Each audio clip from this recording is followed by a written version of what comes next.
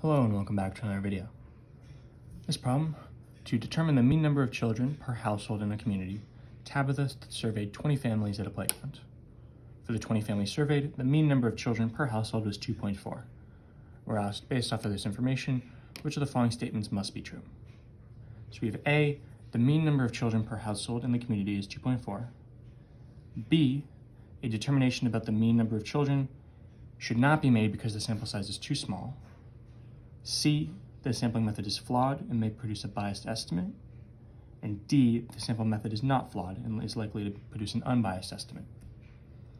So to figure out whether or not any of these are possible, we first have to find the issue with the survey, if there was one. So we're trying to find the mean number of children per household in a community. And Tabitha surveyed 20 families at a playground. So the problem with this survey is that it's not representative of the entire community, right? You'd expect more families to be at a playground than single people or married couples without children. So this is a biased sample. So to say the mean number of children per household in the community is 2.4, we can't even come to that conclusion or determine whether that conclusion is valid even without finding the problem, if there is one, with the survey.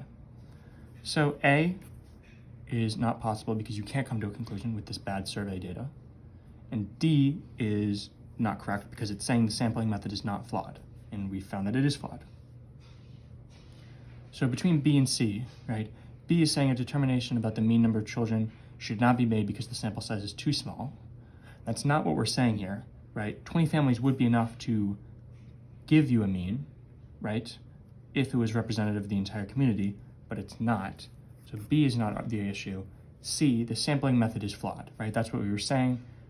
Interviewing people at a playground is not going to be representative of the entire community.